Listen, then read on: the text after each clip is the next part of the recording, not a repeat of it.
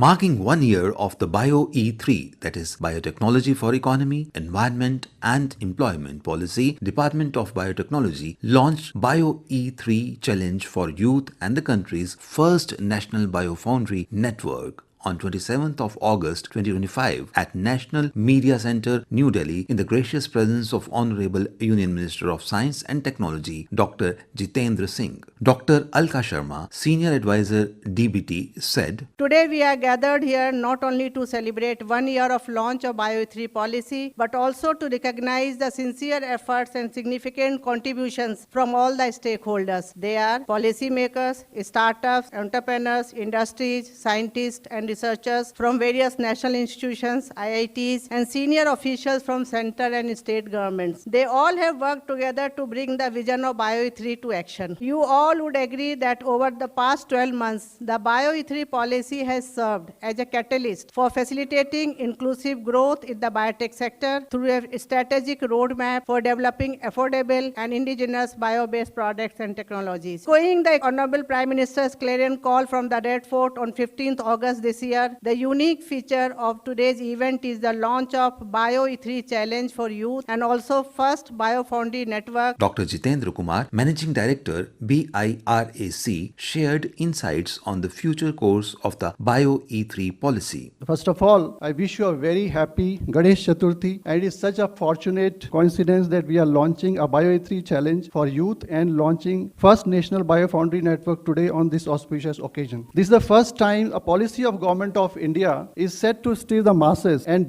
democratize the concept of the biotechnology for economics, environment and employment. Youths across the nation are excited about biotechnology, its application, and most importantly, the entrepreneurial opportunity it presents. And the launch of BioE3 Challenge today is testimony for this. As you all know, BIRAC is the implementation partner of BioE3 policy, and today's launch of first National Biofoundry Network again is a great step forward for the implementation of BioE3 policy. As you all know, BIRAC has set up around 100 BioNest incubation centers across the country, and this robust network of plug-and-play laboratory facilities for which have helped more than 4,000 startups undertake the proof of concept studies. The creation of biofoundries is a natural progression in this direction because the startup companies will now have access to the scale-up facilities and the direction and facility in the form of biofoundries and biomanufacturing hubs, which is so important for the commercialization of products and sustaining their entrepreneurial journey. This is another example of how DBT and BIRAC has worked in tandem with a great coordination and BIRAC implementing the efforts of DBT. Because of these efforts, the number of startups have increased from few hundreds in 2014 to more than 10,000 in year 2024. This is a decade-long journey of transformation. We will have to go a long way, especially in view of competition faced from US and China. But if we play our strengths such as biodiversity both in flora, fauna and human population, young talented workforce, favorable government policies under the leadership of Honourable Prime Minister at the national level and Honourable Minister at the administrative ministerial level, Shri Jitendra Singh Ji, we should have no doubt that we should be able to create a very, very powerful economy. Dr. Rajesh Gokhale, Secretary, Department of Biotechnology. The whole purpose of BioE3 is to build a Viksit Bharat actually. The bioeconomy is going to drive how the futuristic role of India. BioE3 policy Bharat सरकार ने बनाई है। मैं देश के नौजवानों को कहता हूं, आइए BioE3 पॉलिसी का अध्ययन करके अब कदम उठाइए। देश का भाग्य बदलना है, आपका सहयोग चाहिए। So this was the clarion call that Honourable Prime Minister gave on this 15th of August from 2025, obviously calling all the youth to participate in this BioE3 activity. I think we've come up with a design program where every citizen in the country can in fact participate and build this activity. And this is very important because DBT, as you would imagine, is charting a new path to transform biology into the industrial force such that new jobs are created, new industries are created, and so we can find the global solutions for the entire world. And as you would see, this is a commitment to foster a future which is sustainable, innovative and responsible to global challenges. So in this program designed for BioE3 challenges, what we would like to all of you to do is to encourage all of you to come and participate to design probably a microbe, an enzyme or a protein or whatever you feel like actually. Any biological system that you think would in fact improve health, improved agriculture, improve environment or improve industrial growth of any activity. You can use your logic, common man's logic as well actually many times work. You can use your traditional knowledge, you can use creativity and sustainable participation, and that way you can influence the national priorities for it. In fact, there are 6 sectors that have been identified in BioE3 policy, which anyway many of you have already come across over the years now. It can be to do with an enzyme systems or proteins or chemicals or agriculture or precision therapeutics and various activities in space and ocean research. So all of these activities you can come and participate as an open system. Any students, anybody who will starting from school or college students as well actually. So I think the key is to understand there are 2 categories for participation. One is for school students where you can then submit your 2-minute videos and all the participants will get a certificate, and all the top 10 students will get every year a kind of a merit kind of performance to be able to look at it. And this call will continue for the entire year, and every month there'll be an announcement of winners so that you can continue to accumulate and come up with ideas constantly. The second one is an open to Indian nationals, and maybe all the undergraduate, postgraduate students, PhD students, faculty, startups, all the nationals of the country can participate in this activity. All the top 10 hackathons winning solutions will receive 1 lakh rupees each month. So this is a kind of incentive for you to actually,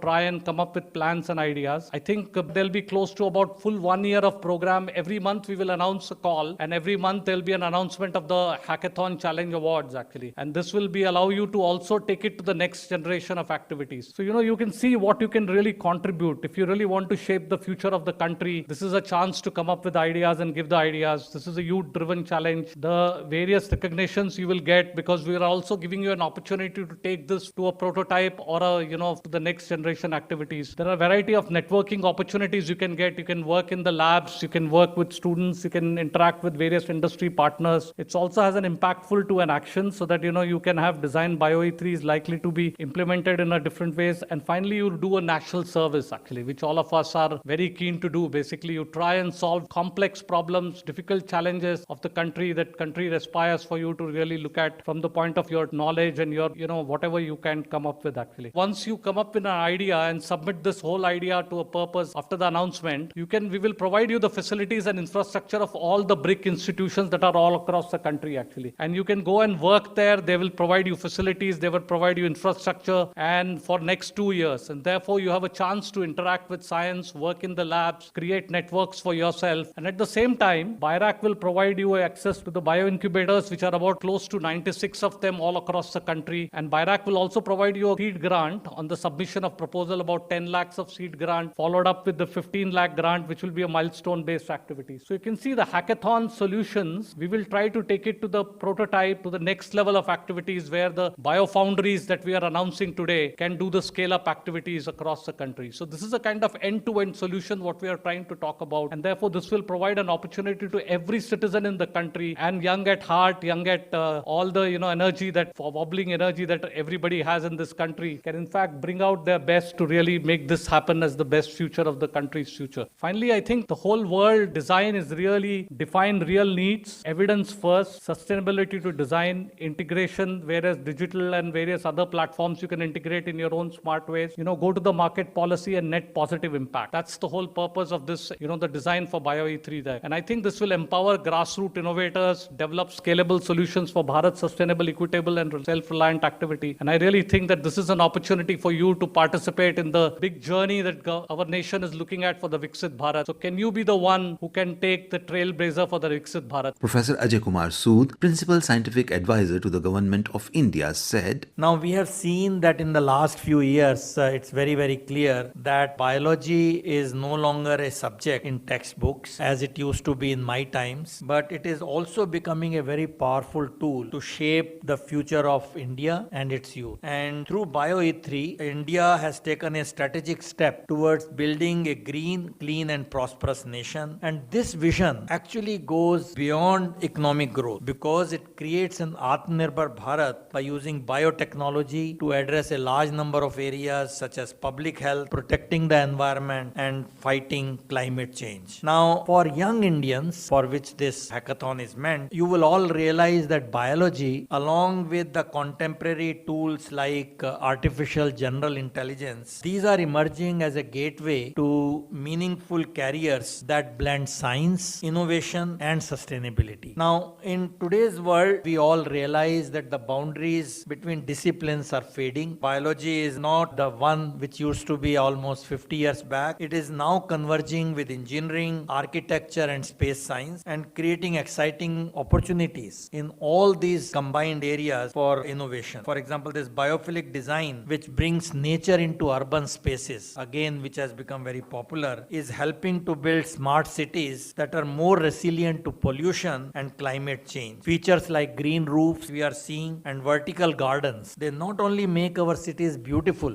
as we see in many places, but also help cool the buildings, clean the air and manage weather. Now, these nature-inspired solutions are especially important in India, where urban areas are facing rising temperatures, poor air quality and water scarcity. So by applying biology to city planning, which is really a huge domain, we can create healthier environment for all age groups, including children, and because they are the most vulnerable to pollution and climate change. So every year we know pollution continues to affect our cities. Delhi is especially critically aware of this, and people of all ages, including young children, are feeling its harmful effects. Now, to tackle this, we know that scientists are turning to nature-based solutions. As I was reading, special biological systems like algae, helpful microbes, and genetically engineering plants, they can absorb carbon dioxide from the air, and through a process of CCUS, they can turn them into useful products like biofuels and so on. Now, this approach not only helps clean the air, but also create valuable resources, supporting a circular economy where materials are reused instead of thrown away. And it is a smart and sustainable way, as we all know, to fight pollution while building a greener future. Now, genetically modified algae, as I mentioned, in my view, from the point of view of a non-expert, are emerging as a powerful biological tool for carbon sequestration. And glad to see the research from ICGEB in Delhi, which has shown that by introducing carbon capture genes from the green microalga into marine algae, they can significantly boost their ability to absorb CO2. So I was very happy to this report that these improved algae not only grow faster, but can also produce 2.5 times more natural oils. I think it's a wonderful discovery. This can really go a long way in biofuels and so on. So I came across another very beautiful concept, which I'm sure, I don't know whether it's happening in India, called liquid windows, where these windows have this microalgae in between that, and that in the room also helps to clean the air. So I was trying to find out if there is a startup in India, but I realized that this is in other countries, these are being marketed. So I was very happy to see that these simple ideas are really translating into very, very useful startups. And I'm sure in BioE3 economy, you will have many more of this. Now, again, in manufacturing, we are seeing a transformative shift that uses living systems to produce eco-friendly materials, and this again helps in reducing pollution. Now, a major breakthrough in healthcare that is just around the corner, and it's happening as you saw in the BioE3, one of the vertical, is the personalized medicine and disease modeling. And these approaches are again changing. We have new technologies like prosthetic organs and organ on a chip system. These innovations are again making medicine more precise, safer, and tailored to individual needs. And it was interesting for me, again a non-expert, to see that prosthetic organs are created using lab-grown tissues and special materials that can take over the job of damaged or failed organs. Now, again, organ on a chip, which is again becoming very popular, are tiny tools lined with human cells that act like real organs. And they can really mimic how blood flows, how cells react to stress, how diseases develop. Again, a wonderful progress in the last few years in these new areas. And I'm sure with BioE3, many more efforts will get into this domain. Now, we heard even in space, biology is opening new frontiers. We all heard the 7 experiments which were done by Group Captain Shukla on Axiom 4 mission. And this is, my view, is a beginning. As I said on the day of Space Day, microgravity experiments are really the new frontier in science. And this is where I think many more things will happen, where India has been been rather a minor player so far, but I hope with Axiom 4 mission, it will get accelerated. So I will just say that this BioE3 policy is really very holistic, right from generating employment to many other things in R&D and so on. And India produces, as you know, the highest number of STEM graduates, and this is a field in biotechnology which can really make a big impact. So with all this, I see a great future. Dr. Jitendra Singh, Honourable Minister of Science and Technology, remarked, Within 1 year, very subtly, there has been a transformation because I, Professor Sood, and many of us belong to the times when nobody could understand what was biotechnology. So half the people thought it was a branch of engineering, the other thought they were a branch of medicine. So it was very difficult to figure out at that time whether it was an engineer's concern or a doctor's concern. And now we have also seen those times when if any youngster did a course or a B.Tech in biophysics, he or she would be at a loss to find a job in India. So most of these graduates had to find a job outside India. And in the engineering streams also it was the least preferred choice. And only those who could not find any other stream would opt for this. But there's been such a tremendous change. Only 3 years back we had a small survey conducted among class 12 children, class 12 pass outs, and it was discovered that biotechnology has suddenly emerged as third or fourth choice amongst them. And this happens only when they find a lucrative livelihood potential or a placement potential, which has started happening. So nothing can sustain without getting linked with the economy, and that started happening. Now, even in the last 1 year, if you see, we have had a first of its kind biomanufacturing institute at Mohali. Dr.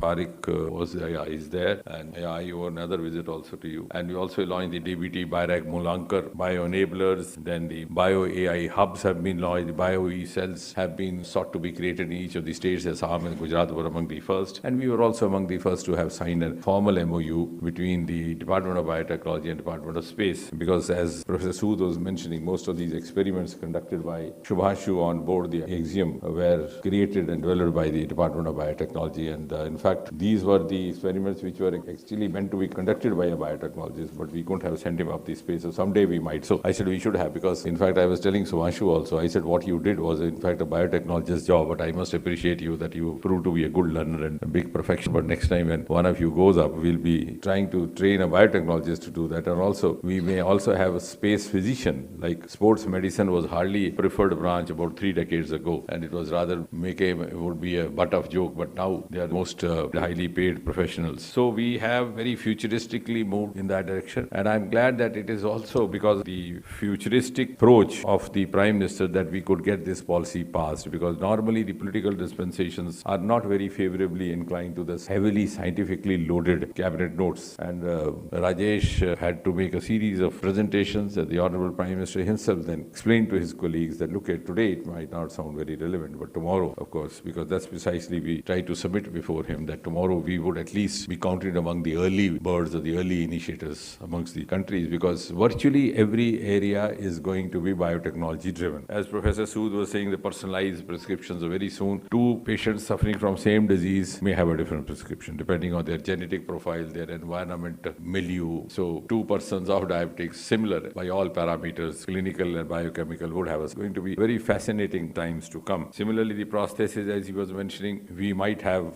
more acceptability of these processes, because one of the problems that was happening with many of the transplants was that the person has to be given immunosuppressive drugs for a long time to make it more acceptable. But in the process, some other dormant diseases waken up. The person who's getting treated for a kidney transplant or a post-treatment for kidney transplant suddenly finds that a new malignancy has arisen. So all these things would be very fascinating. And of course, not only that, even the food world. We've already started animal-free milk. One of the startups from Bangalore is doing very well. They've even started exporting it, because when the requirement goes on increasing and you have less of land to actually fend for all the cattle and animals, this will be very handy. And tomorrow, maybe as Reddy has arranged a refreshment for you after this, he might arrange a vegetarian mutton for you or a vegetarian chicken for you, because it started already happening. So maybe your palliative taste, my buds may take some time to get used to it. So this is going to be a very fascinating time. And in fact, everything is going to be driven. It's not being easily realized, but we are going to have it in every sphere of life, in plants, in animals, in life sciences. What Shubhashu experimented over there of biogenesis is not something which is relevant only to this space. Of course, there they sit for 2-3 weeks, the muscles get wasted. But it happens even amongst us. Of course, in diseases like type 2 diabetes mellitus or cancers, etc., it's already already known, but even in common fractures, you have a fracture of the lower limb and you're asked to confine to bed for 4 weeks, your muscles get suffered from disuse atrophy and then you are asked to go in for physiotherapy. So the strategies which are being experimented over there are also relevant to us on the earth. And as I said, on the day when he came, what was tested would not be relevant or useful only for the 140 crore Indians, but for the rest of the world as well. And therefore, I think those experiments which were facilitated by the Department of Biotechnology at the International Space Station, I think are one of the earliest indicators of Vishwa Bandhu Bharat. So you can understand how wide this is going to be. And of course, as was being mentioned, also going to be the industrial revolution, because even in economics, the considered view across the world is that there's going to be a paradigm shift from manufacturing to the regenerative processes to the genetic processes. Like in 90s, it was all different kinds of vehicles appearing, beginning from Suzuki and so on and so forth. So you'll have everything lab driven and also waste to wealth. So everywhere this will come in. And of course, in the last 3-4 years, the awakening has been so much that suddenly there has been a spike in bio startups as well as bioeconomy. It's rather embarrassing saying that before 2014, we had just 50 biotech startups across the country. 50, hardly a number to be. Now we have close to more than 11,000, 12,000 almost. So, and they are doing wonderful job and also making a good fortune out of this. Our bioeconomy was just about 10 billion US dollar. In 8 years, it went up 80 billion, 130 billion. Now we are projecting as 230 billion in the next few years. So I think now the stakeholders have started realizing, and therefore, who are the stakeholders? The stakeholders are the one for which this program has been launched. And this, as was being mentioned by Rajesh, this call for first National Biofoundry Network. I think this is quite an innovative idea for the Biofoundry Network is going to include 6 institutions across the country to enhance the developing of indigenous bio-based products and also to create skill in this domain. And second, of course, is very important is the BioE3 challenge for you, for which he very elaborately described every first of every month call being made and the solutions being selected. So this will also give them incentive and also prepare them for the kind of tomorrow that is going to happen. So this is kind of engagement to ensure capacity building in them and simultaneously also give them an idea of how they can make a livelihood out of this. And this is also because to that extent one can say that this is dedicated to the actual architects of the biotech story or the India's biotech driven growth which is going to happen from tomorrow. And therefore this youth for whom this challenge is being launched, and that's why I said we would also play some of these videos on the social media, particularly the first one, the 1-year journey, so that they know what it is all about, because some of them don't know, so they want to know. The others don't know that they don't know. So we have to cater to both. So those who don't know would keep looking for us. But those who don't know that they don't know would not even keep looking for us. So we have to also reach out to them so that each one is benefited, because ultimately they are going to be the torch bearers of this future revolution. And the green global ecosystem that Professor Sood was referring to is going to be the ultimate target of this entire mission. And again, that would be spearheaded by these youngsters to whom this initiative is being dedicated. India's bioeconomy has grown from just $10 billion in 2014 to $165.7 billion in 2024, and now it is progressing towards a target of $300 billion by 2030. India's biotechnology sector has made rapid strides over the past year under the BioE3 policy, achieving several key landmarks that are shaping the country's bioeconomy. Narrated by Nitish Arora and produced by Dilip Jha, this broadcast came to you from the Indraprastha channel of Akashvani, Delhi.